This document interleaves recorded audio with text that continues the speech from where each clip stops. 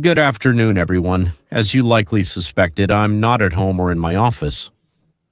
I'm not in Los Angeles, I'm in Tokyo, which is in Japan, with two grandchildren with whom we came here for about 10 days on this trip before they go back to school. So we flew for about 11 hours from Los Angeles to Tokyo, and during that time, a lot of things happened.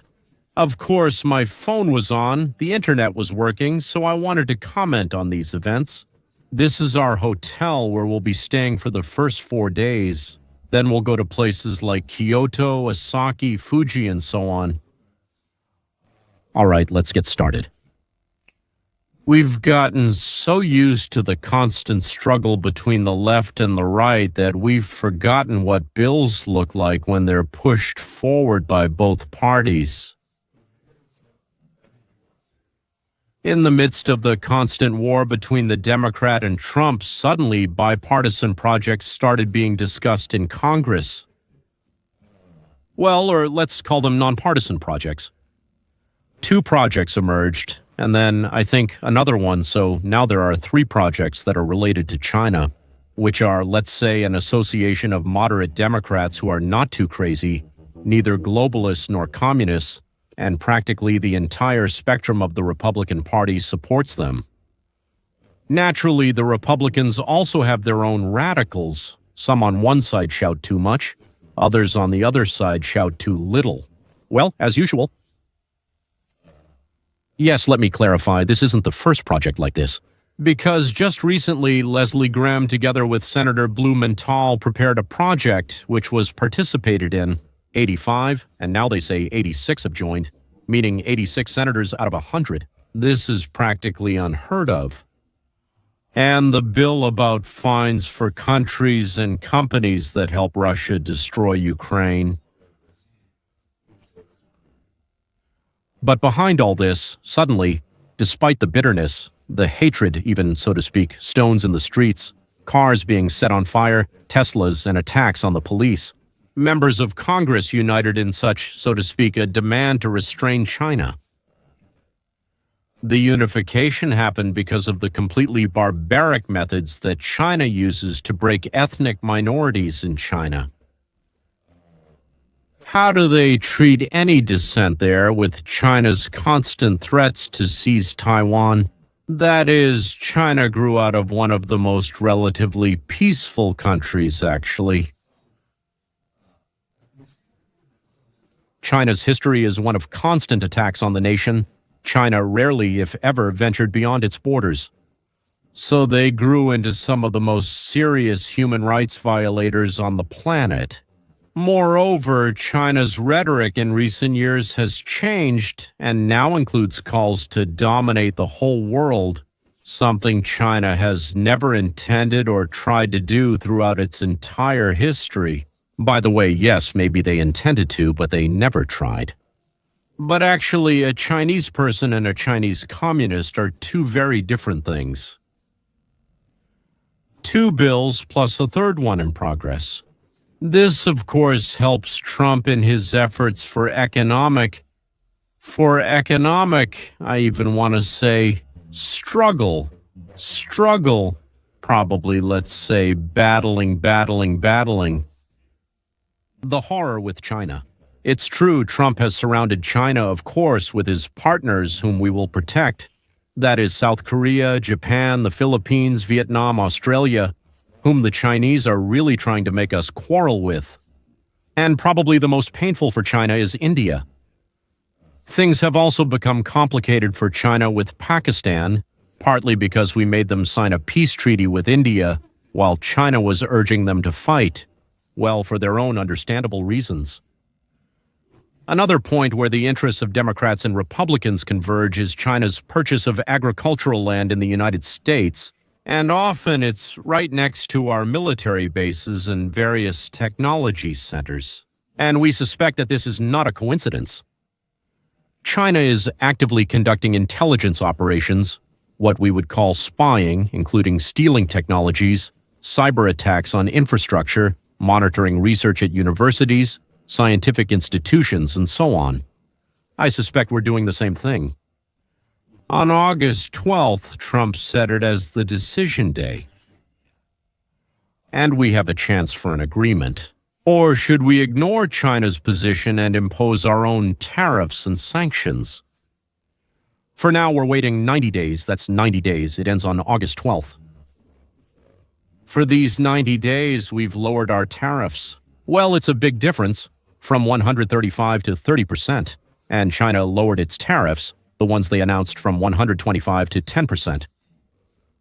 So this period ends on August 12th. Nevertheless, a number of Chinese goods are subject to special tariffs. For example, electric cars. We know that there is a huge subsidy for electric cars. Therefore, so to speak, 102.5%, solar panels 50%, Chinese chips 50%, and so on. The United States has so far relaxed export controls for trade with China. They allowed exports from us and exports to them. Well, so-called artificial intelligence chips, meaning chips with artificial intelligence, that was actually very painful for China. China's attempt to blackmail the United States with rare earth metals, well, of course, it does exist seriously, but with each passing day, so to speak, the danger of it is decreasing. Because, first of all, we made an agreement with Congo when we signed the peace treaty. We helped there. I made an agreement with them. They had been at war with Rwanda for 30 years. It's called DA. In Congo, I think there is a full range of minerals we need. In Ukraine, there are also all kinds of minerals we need, but the sides there just don't want to end the war by simply stopping. And in general, that's why it's unclear when these minerals will become available. China had several ideas about how Trump's fight with the whole world might turn out. They hoped that Japan wouldn't agree to the trade terms, that India would turn out to be a more difficult partner, so to speak. The negotiations would drag on for years. Most importantly, they were sure that the European Union, because of its internal structure, 2027, I suddenly forgot, maybe 30, oh wow, wouldn't be able to reach an agreement with Trump. In the eyes of many, that would be a betrayal of Europe's interests. Also, surrendering to the bandit Trump would have been terrible. Absolutely, as we know, India, Japan, and the European Union were among the first signatories, and Britain as well, so what had been happening for decades was beneficial to them. But when it came to insisting and fighting for something that was clearly not beneficial to the United States, and having a trade war with Trump, they decided that a bad peace is better than a great war. This is an economic war of attrition, not one fought with weapons like guns and missiles. They got the United States ready to continue protecting them from the same Russia and the same China. That is, by making a trade deal, they also get our umbrella, so to speak. And now let's get into global conflicts. Today, there are 3 powers on the planet, each in its own way capable of influencing the life of the entire planet. These are China, Russia, and the United States. There is also Turkey, but it hasn't yet reached the status of a global power.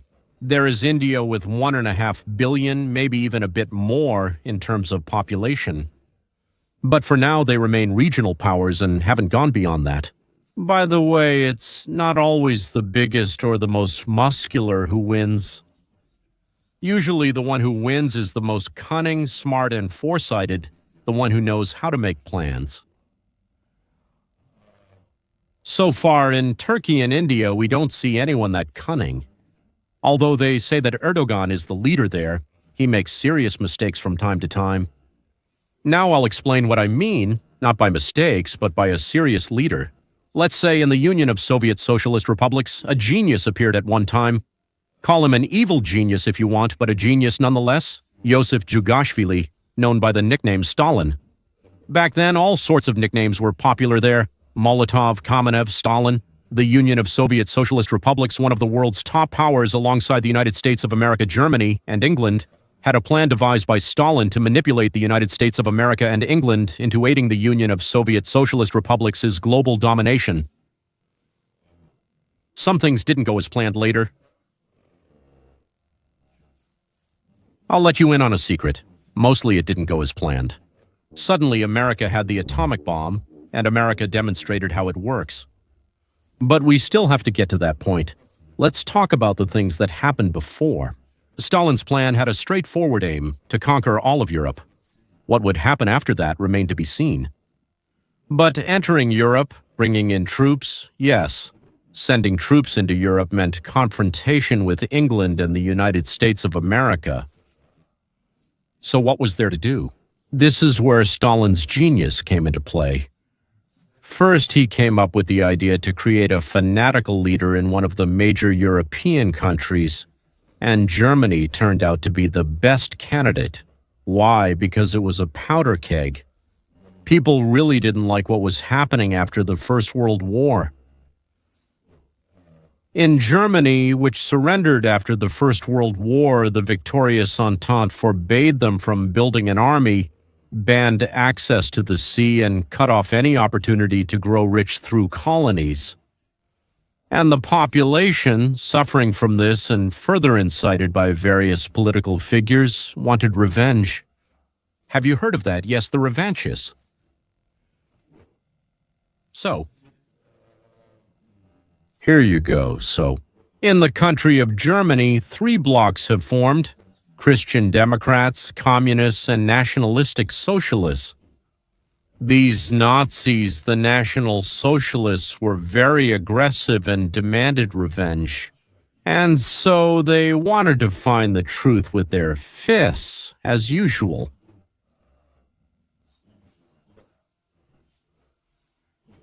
In fact, really, the Entente cut them off from a good life, offended them, cut them off from Maria, and so on. And that's why they had reasons to be offended. And you could say that they are to blame for World War I, but I would say that's actually a rather controversial question. During the Bundestag elections, none of these 3 political forces gained 51%. And everyone was sure that the leading Nazis, the National Socialists, would not be able to form a government because they would not be able to get 51%. And the Communists and Christian Democrats would unite. But Stalin's arrival, well, changed things a bit. I mean, Stalin's order, I would even say, changed something. He did. Stalin forbade it back then, so to speak. The Union of Soviet Socialist Republics was kind of the leader and master of this entire communist international, and Stalin could afford to control all the communist parties on Earth. Because they also, so to speak, paid them money, gave them support, and even helped with various murders as well. So, by Stalin's order, the communists left the coalition and Hitler became the prime minister of Germany. So, the next stage, Stalin supported Germany's desire to reclaim all the lost territories and supplied Hitler with energy resources, metals, and everything that Germany lacked. By the way, Stalin knew that without him, Germany's tanks and planes wouldn't move, and new tanks and planes wouldn't be made. The next step was to deceive the former Entente into thinking that the Union of Soviet Socialist Republics was very weak, that Hitler could easily capture the whole country. A show called The Finnish Fiasco was staged, where unarmed Soviet soldiers walked into Finnish bullets, creating the impression that the Union of Soviet Socialist Republics was weak, lacked sufficient weapons, and didn't have trained soldiers. The United States and England got really scared, seriously scared, by the way, because Hitler capturing the United States SR and gaining access to energy resources and soldiers from Siberia was absolutely unacceptable for them. And the West started courting Stalin in every possible way so that the Union of Soviet Socialist Republics would go to war against Germany. Stalin prepared 2 million soldiers, and 1 million of them were those very ready for labor and defense, youths ready for labor and defense, meaning ready for labor and defense, mostly for defense. They knew how to shoot. The youth started parachuting, digging in, going on attacks, and so on and so forth. And he created a huge amount of weapons, but he did it quietly and in factories that the West didn't know about at all. So, Stalin told Churchill and Roosevelt that the Union of Soviet Socialist Republics had no resources, and weapons, steel, food, and trucks started flowing into the country, all just so that Germany wouldn't capture Soviet territory. It's like now, the horror of the union between China and Russia. It's pretty much the same thing. You know, the end. With American aid, the Union of Soviet Socialist Republics won the war, took Berlin, and began preparing to seize the rest of Europe. How did the unexpected happen? The United States showed that they could reach Iosif Stalin in any bomb shelter in Moscow by using the atomic bomb. After the first one in Hiroshima, Stalin was stunned. After the second one in Nagasaki, he canceled the Soviet troops' offensive operation in Europe. So even a genius can be dealt with, but not always. Of course, Genghis Khan was a genius, Khan Attila was a genius, Napoleon was a genius. In another field, there were Archimedes, Aristotle, Galileo, Einstein, and probably the most important person for the development of our civilization, a man named Isaac Newton. They were all geniuses. Incredibly lucky, ladies and gentlemen, that's incredibly lucky. As they used to say in my youth in the city of Leningrad, according to a tram ticket.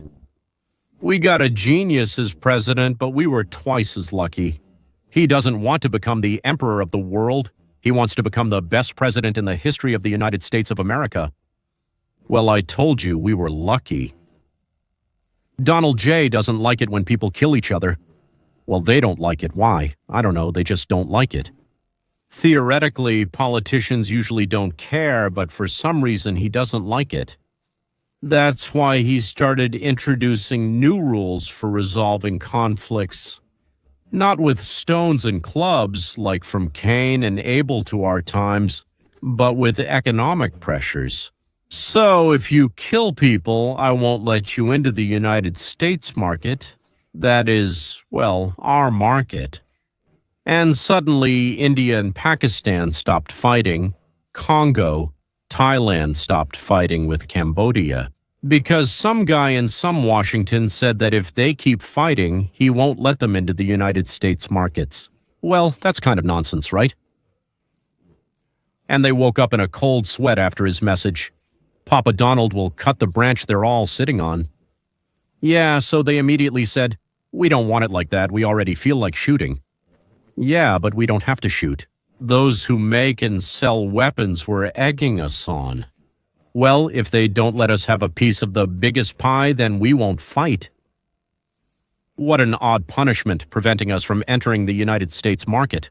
Only 4% of the world's population lives in the United States. It's not a big deal. It's simple.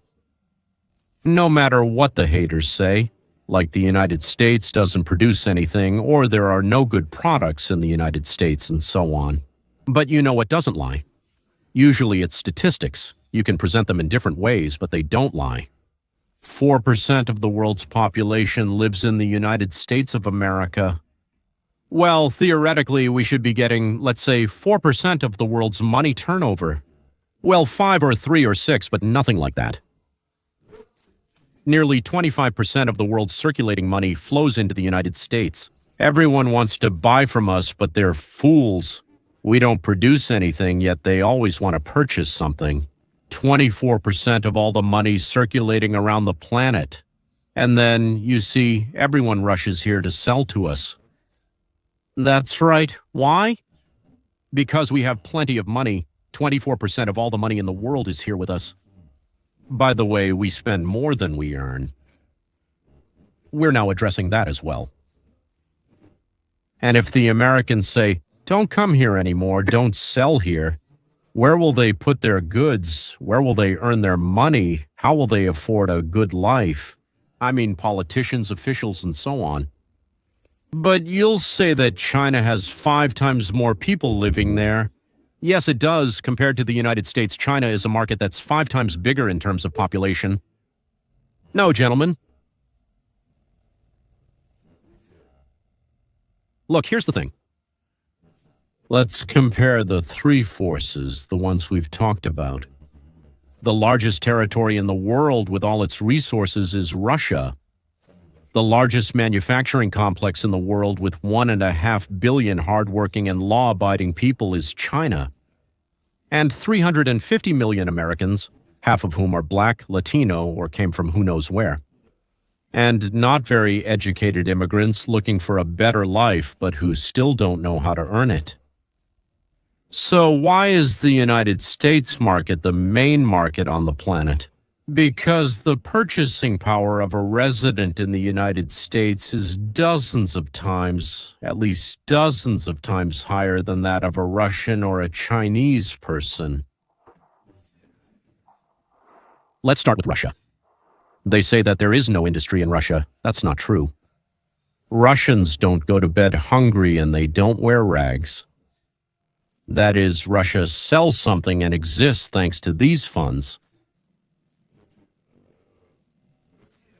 So, its problem in Russia is that it stands on one leg, and that leg is called mineral resources. And Russia is completely dependent on the fluctuations in the prices of these very resources. The more wars and conflicts there are on the planet, the higher the price of resources. But if there is a global war, then less energy resources are bought, and even though the price is high, earnings decrease. So that's why Russia always wants to create fires all over the world and does so naturally, but it doesn't want global wars. Russia is easy to stop by cutting energy prices or closing its access to certain markets.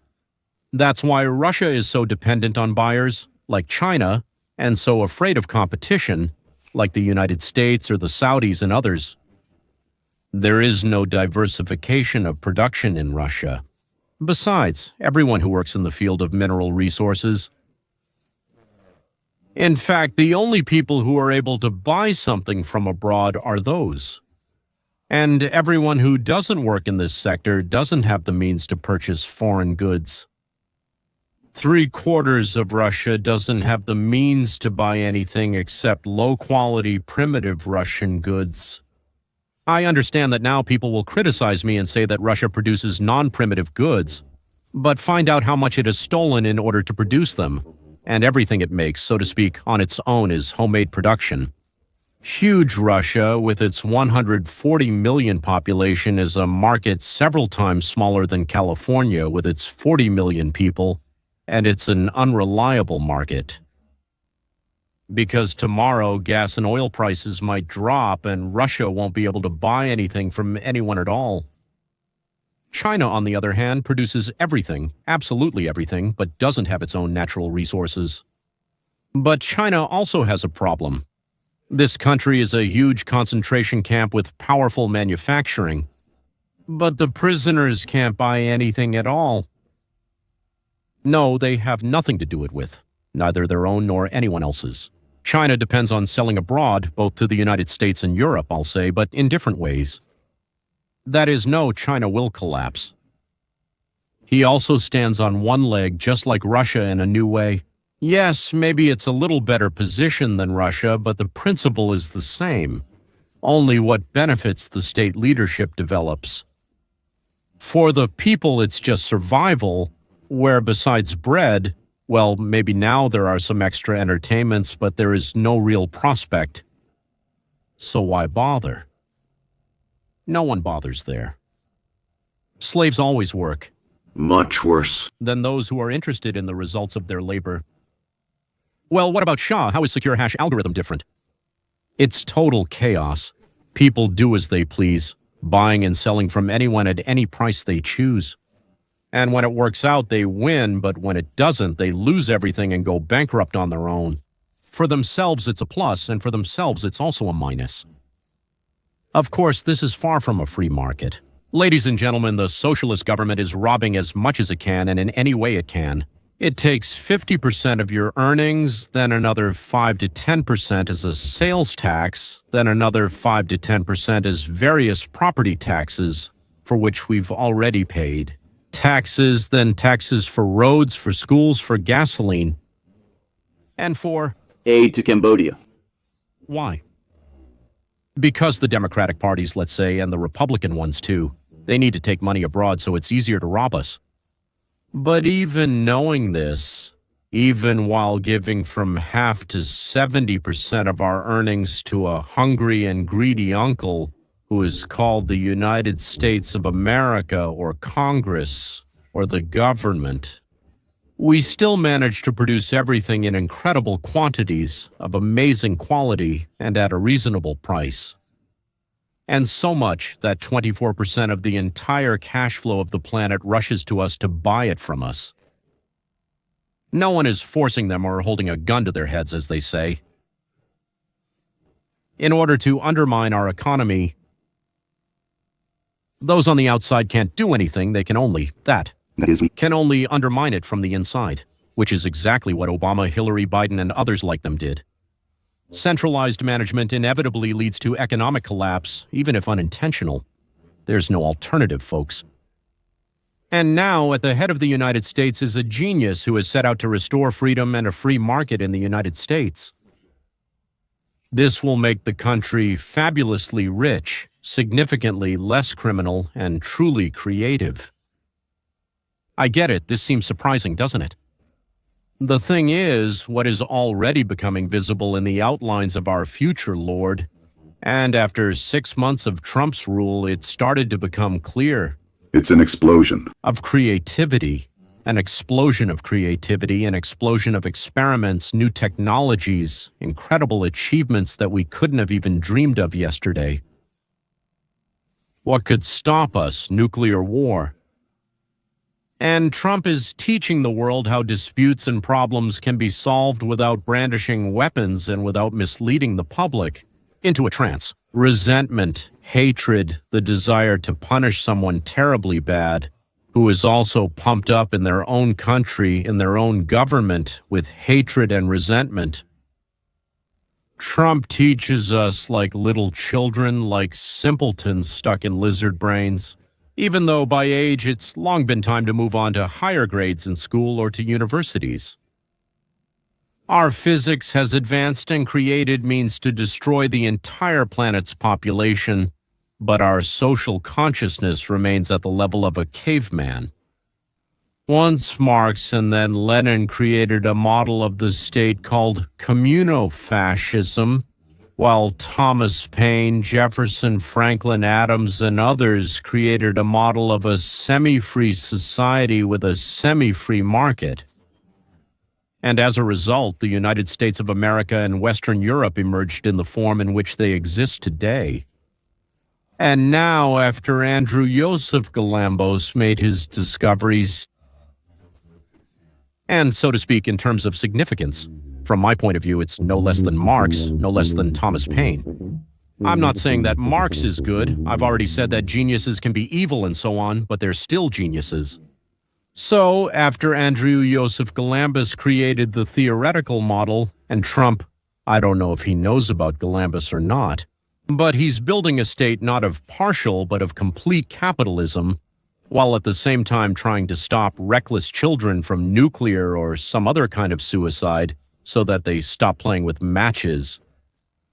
I don't know if I was able to convey to you, gentlemen, that something absolutely extraordinary is happening right before our eyes. This is not a struggle for the dominance of the American way of life or for economic superiority. This is a true remaking of the world, a remaking of the world's consciousness. Consciousness starts with a thought, followed by words, and finally leads to action.